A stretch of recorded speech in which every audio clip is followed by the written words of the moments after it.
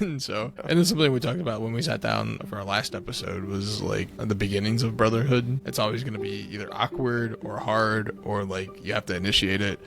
It's not going to be smooth sailing. Like you're not just going to find a best friend tomorrow. Like I'm glad we have each other. I don't think I would lose my mind if I had only sisters. Only sisters. Yeah. It's good. Yeah, it's good to have a brother because it's like you play differently when. Yeah, right. You have a brother. That's why I'm really hoping that our third child is a boy. Yeah. 'Cause I'm like, it's for my daughter's sake. Yeah. It's just like, well, for my son's sake, but also my daughter's sake, because in today's world, Catholic men face countless challenges on the road to holiness. Addiction, anger, self-doubt, relationship struggles, and so much more. These battles can leave us stuck in mediocrity. But the truth is, we're made for more. The world needs good men. Welcome to the Hey Brother podcast, where we dive into these real struggles and share from our own experience as brothers and husbands and fathers. Together, we'll explore how to overcome life's challenges and become the men God created us to be. So grab a seat, brother, and remember, you're not alone. I was actually going to change out of this polo because, I don't know, it seems too formal. Yeah. Did I ever tell you about the cutoffs polo? The cutoffs polo? Yeah. No. So, in SPO, Yep. we had this banquet that we had to wear these polos for. Okay. And an SPO polo, obviously, get shortened down to Spolo. But Spolo. yeah, my junior year they gave me a shirt. I ordered an extra large, and then I went to pick it up, and they had a medium for me. I'm like, I guess I'll make it work. But we were supposed to keep them for the following year, but it was like welcome week from the following for my senior year. Okay. And we always do a big Frisbee game the Friday of welcome week. And I'm like, I'm not wearing another medium. I need a new one anyhow. So I cut the sleeves off, and I played Ultimate Frisbee in a cut-off polo. That's awesome. Yeah. The most proper attire for Frisbee. From a Catholic organization, too. That was fun. That's good. SPO. My freshman year, there was dudes like that had these mullet wigs with... Mullet wigs? Yeah, there were probably like 4 or 5 guys. Sounds kind of gross. Yeah. It was uncomfortable. And then like I saw the dude without like a mullet wig, because like they were all like 3 of them were like, obviously wigs, but one dude, I'm like, that might be his actual hair, and they might be like making fun of him or something. Yeah. But it was also a wig. And I'm like, you look better without it. You look better.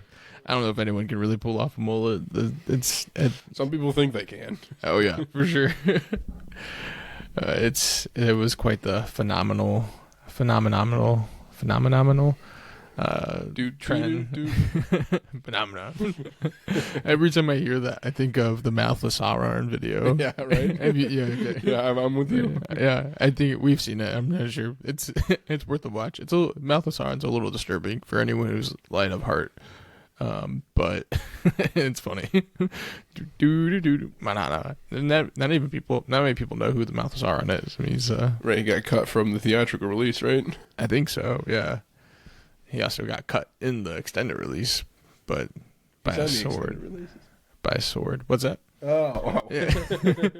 Yeah. Nah. Yeah. He's in there, but just literally cut through with the sword. Oh man. Well, Jacob's a huge fan of Tolkien. I think he actually studied Elvish for a little while. We didn't talk about that in our interview, but that doesn't surprise me at all. Yeah. But I think I've talked to him about that before. He studied some Elvish, and he's probably the most well-studied in Elvish friend of mine. So the first thing we talked about in that interview was Halo, which I loved. I love that conversation. That was bringing me back because I played a lot of that with a friend back in our hometown. Yeah, probably more than you did, but I never really played Halo. No, okay, yeah. So that was bringing me back to the Halo 3 days and battling Scarab tanks and all the fun stuff. And it was cool to hear that he gets to experience that bonding with his son. Like his son doesn't have any Yeah. brothers, and so dad's his like closest male friend in a sense. I mean, I'm sure he does a good job like their family getting out involved with Sure. other community like homeschool communities and stuff like that, and like there's other sources of brotherhood, but like still immediately at home, like dad's the only other male in the house, and it's cool that they get to play Halo together. Yeah, man, I'm glad we have each other. I don't think I would lose my mind if I had Only sisters. only sisters. Yeah. It's good. Yeah, it's good to have a brother because it's like you play differently when Yeah, right. you have a brother. That's why I'm really hoping that our third child is a boy. Yeah. Because I'm like, it's for my daughter's sake. Yeah. It's just like, well, for my son's sake, but also my daughter's sake, because he just beats that crap out of her. Yeah. She needs a break from the wrestling. Yeah, and she's like doesn't want to wrestle Yeah. all the time. But I'm Yeah. like, yeah, well, hopefully you get a little brother that way. You know, not right away, but like probably a year and a half from now. Yeah. Temperament plays a role in that too, because like my oldest doesn't really like to wrestle unless I like force him to wrestle. He's growing into wrestling, whereas like my youngest always down to tackle and like get physical, but Yeah. anyway. Yeah, that does cause a little tension. friction when our boys play together. Yeah, but I mean that's But then, but there was going to be friction some way somehow. yeah, right. You know, that's the way our relationship started. And so, Yeah. and then something we talked about when we sat down for our last episode was like the beginnings of brotherhood. It's always going to be either awkward or hard, or like you have to initiate it. It's not going to be smooth sailing. Like you're not just going to find a best friend Yeah. tomorrow. like you actually have to commit Yeah. to. I mean, I'm just kind of thinking too, like, even if you could like find someone that like, you're really compatible with, but like, Yeah. you don't become tight until shit hits the fan, right? Mhm. Like you have to work through something. It's like a hero, right? Yeah. You can't be like no problems. Right.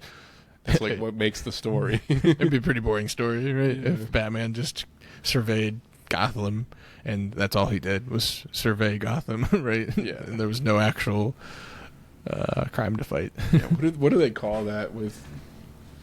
I guess like particularly like with women heroes, they're like There's no real problem or conflict. there's no problem. I think like Marvel, what is it, Captain Marvel? She like no character flaws or something. Yeah, right. Like Yeah. and like they're so emphasized on getting like a woman as a hero that they don't have a story arc. They're just like They're just there. they're just there. Yeah. Yeah. I've not seen anything with Captain Marvel in it. Neither, I haven't actually seen it, but I know that was like a critique of it. Okay. But I haven't seen much of any of the Yeah. MCU, honestly. Since like at all, period, or Mostly. yeah. Yeah. I don't, because like I wasn't super interested when it was like in the first phase, Mm-hmm. which was like the best phase probably, right? Like the early Iron Mans and Yeah. and I think stuff. I watched like all of the Avengers and all of Guardians. Okay. That might be it. Yeah, Guardians is quality stuff. Yeah. Thor, But like there's- Guardians isn't. Guardians could exist outside the MCU and be fine, right? Yeah. It does exist out the MCU. It's Parks and Rec, right? Like that's Burnt Macklin is Burt Macklin the growing is up Starfire. Yeah, exactly. Star-Lord. It all connects. Anyhow, Halo, Jacob Stange. Yeah, I mean, there's heroes in Halo. Master Chief. He's a hero. What? Yeah, that's where we started. Now I'm like blanking on where our conversation went from there. He made the analogy that I thought was interesting, but dating, prayer is dating. Mm. You know?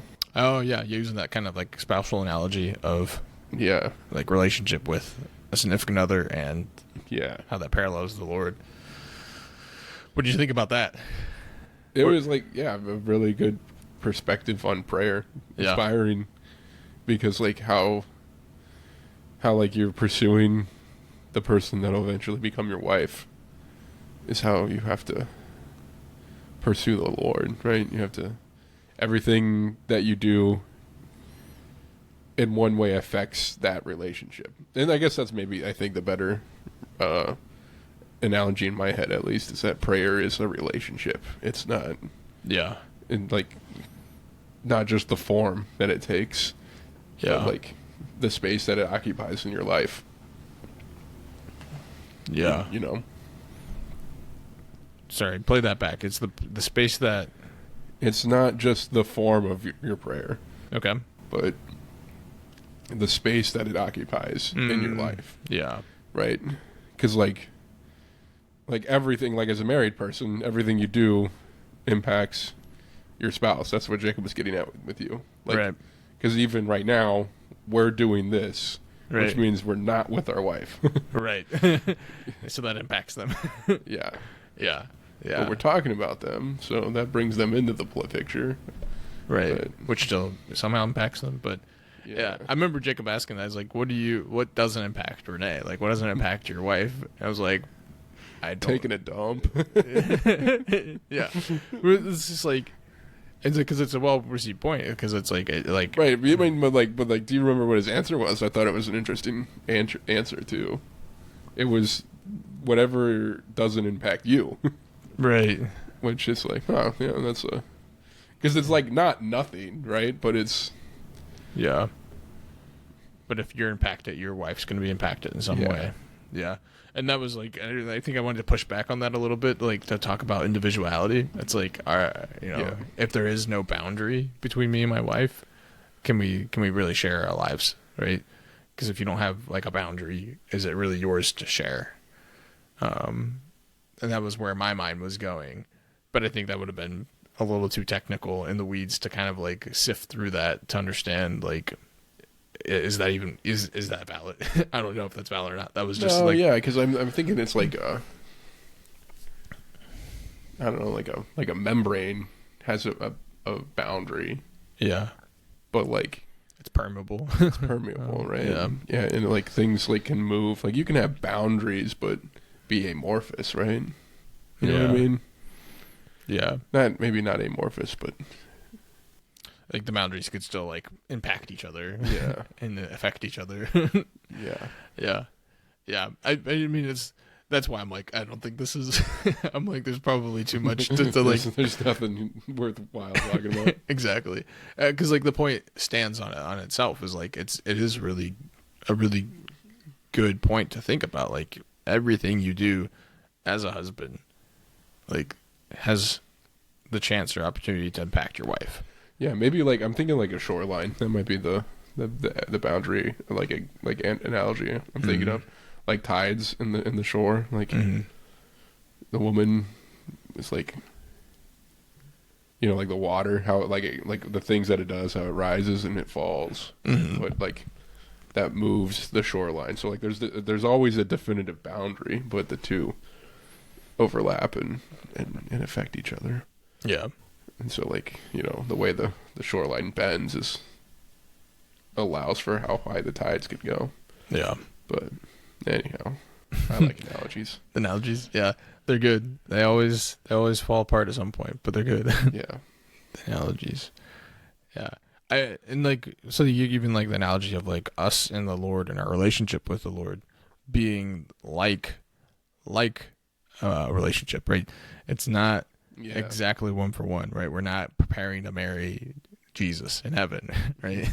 like that's not the end goal, but what is the end goal is like relationship, like the thing that our hearts are longing for, fulfillment. Like that is what we're preparing for. And I might have shared this in the podcast with Jacob, but Pope Francis says, relationship, like marriage, is an apprenticeship of relationship, right? It's teaching us how to be in relationship.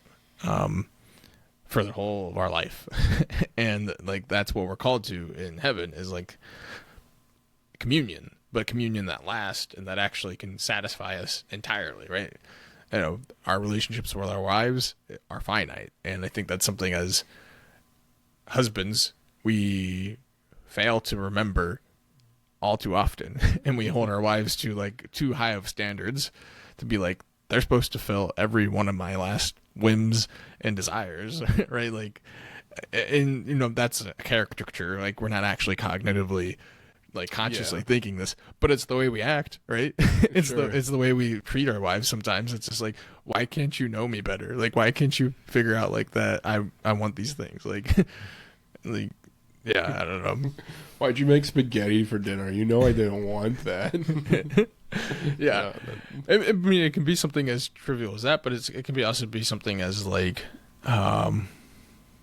something like simple as like you're sharing a life with her, and like you're not gonna get what you want, like all the time. like that's, it's just not gonna happen. Sorry, I just caught a gnat. Yeah, that's been a problem in our house. I don't know why. It's like, it's the winter. They shouldn't be around. You should be dead. I don't know. What were we talking about? Not getting what we want in relationship. Okay. Well, I had a thought, but it's gone. It's gone. All right. What else from Jacob? What else from Jacob's? I like how he ended a lot about gift giving. Oh yeah. We all can grow in giving gifts, and I think it's something that I think you said that you and Renee don't care too much about gift giving, but that's like my wife really appreciates gift giving. And I'm like you, and I don't. Yeah.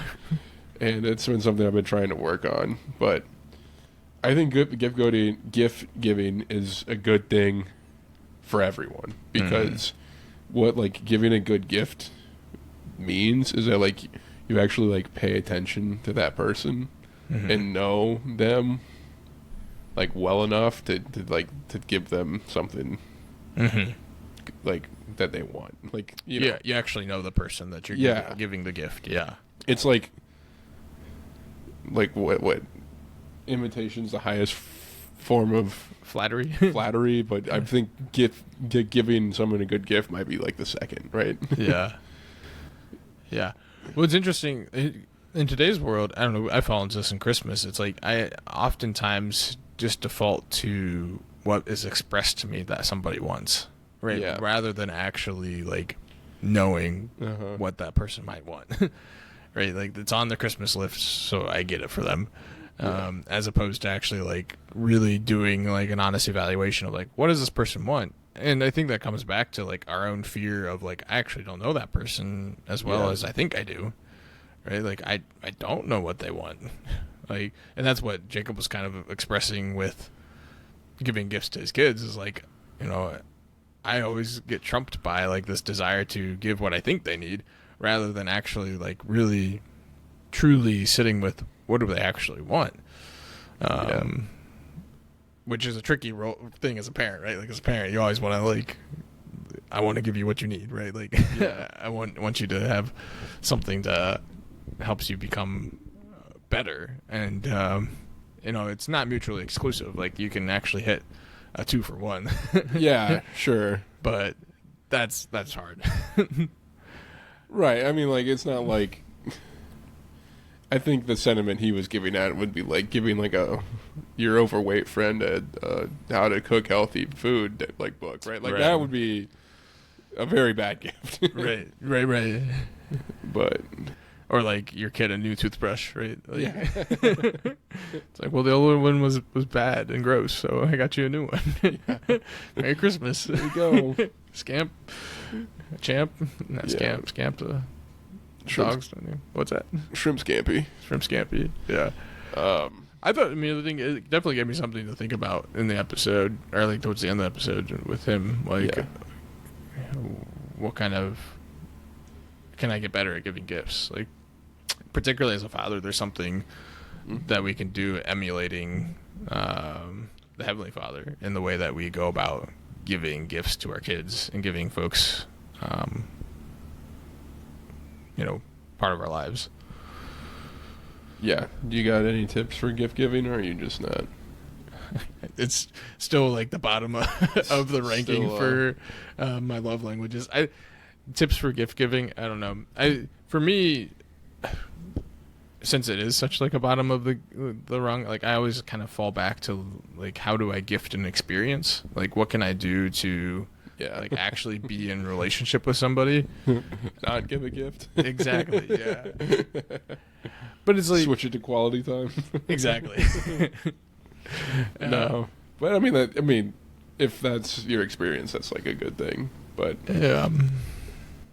And I think as like my journey to be like better, get gift giving is to like. It's like not that I don't know this person. It's just like I don't know what I remember about them in the moment. Yeah. So like, I guess the advice I would like give is that once you get an idea, save it somewhere. Write it down. Yeah, that's good. I did that for a while. Like I had a Yeah. list on my phone for gifts for Renee, and I'm just Yeah. like, this would be a really good gift. Yeah. Yeah, that's good. Especially when it's like getting close to Christmas and your wife's trying to give you hints on like what she wants, and she says, "Hey, look at this. That'd be really cool to get during Christmas." And then it's like the week before Christmas, and you're like, "What was it?" I don't remember what that was. And then you just go, "Hey, remember when you were definitely trying to tell me what they gave you for Christmas? Yeah. I missed it. I missed it. Totally missed it. Can you tell me again?" Yeah. That's funny. I think like having a list is a great idea. Yeah. Yeah, I think it's one of the things too I was gonna say was like being okay with not finding a perfect gift. Right. I think as anything in life, like the more you practice gift giving, like the better you're gonna get at it. And that's like one thing that I particularly don't like about how Christmas is, like the expectations for Christmas right now. Is that like, you know, you have a list of people that you're going to give gifts to, right? Right. And many people have like an exchange kind of deal, right? Where you pull names. But like when you're shopping, sometimes you see a gift and you're like, this is perfect for Sister X. Right. But I pulled Sister Y. Yeah. And I don't know what to do. You gotta find who has Sister Y's name and switch. I guess so. But yeah. Yeah. Like the expectation is like that you have to get the perfect gift for that person, but then Well, no. Then normally, so what do you do after that? You just go to their list, right? And then you grab the top thing off their list. Yeah. And then there's like, it's not authentic, right? It's like this person told you what they want, and you didn't really express your true knowledge of that person. You could have given them an Amazon gift card and called it good, right? Yeah, exactly. And like maybe what I'm trying to say is like I hate Christmas lists. Yeah. Because it's just like, because like the other side of it is you have to be good at receiving gifts too, right? Like Sure. And like I don't know, something that's been on my Christmas list for like years now is like the last thing I always write is something like anything you think I'd like. Sure. And I do that because I don't necessarily want someone to pick off my list. Yeah. I want them to I don't know if I was talking to you about this, but I'm like I write that, like I phrase it in the most generous way, because it's not like I don't say anything I would like. I say anything you think I would like. Right. So you can't be wrong. Right. And it's on me to receive the gift well, right? Yeah, whether you like it or not. Whether I like it or not, because like I'm just happy to like they've gone out of their way to like, if it does happen, it usually doesn't. So then normally like they just grab it off my list. Sure. But which, you know, isn't always bad either. Yeah. But you know, the moments that it does happen, you have to be, you know, really appreciative of them trying to. Yeah. It gives you more of an idea of who they think you are. Yeah. Yeah, that's fair. And and it's an act of both giving and receiving. Yeah. Yeah. And I think that's like, you can take that and look at Christmas gifts, but then it's also like life in general, like relationships in general, is like this act of like, how are you letting yourself be given, and how are you letting yourself be received in a relationship. But I think that, there's something very interesting about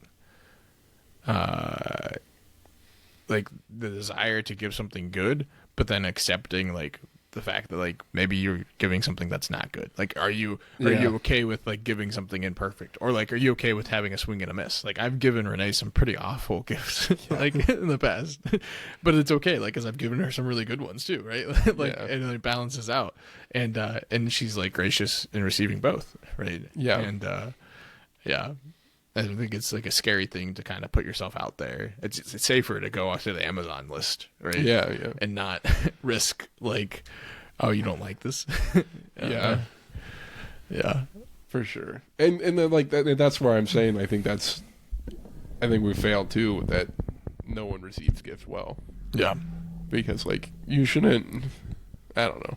You shouldn't feel bad getting macaroni art or whatever, whatever you're receiving. Yeah, right. And it's just like, you shouldn't expect to be given things, because that's not the point of gifts to begin with, right? Yeah. Like, I don't know. That's just like too. Like, Elfster has like the most wanted thing on there. I'm like, that's like a wedding registry kind of like language, right? Mm-hmm. It's just like, these are the things that be like that I want the most, and it's not. I don't know. Yeah. This is thoughts from two guys who gift giving is definitely the lowest. At least for me, is the lowest. I don't know where it is in your love languages, but I think it's a good place to kind of wrap things up. We'd love to hear you guys' thoughts on gift giving, on Jacob's interview. As always, this is something that we want to invite guys to participate in. Men that are listening to this, like, we do this to share our brotherhood with you guys. And now, this is us giving an imperfect gift of our brotherhood, asking you guys to receive, and to share with us, how is this podcast impacting your life? We'd love to hear in the comments below. Shoot us an email at nick@craftwithmore.com. Make sure you include the subject that's about, hey brother, and I'll let Mitch know. And then, share this with brothers that could use, some encouragement. So with that, we'll sign off, and God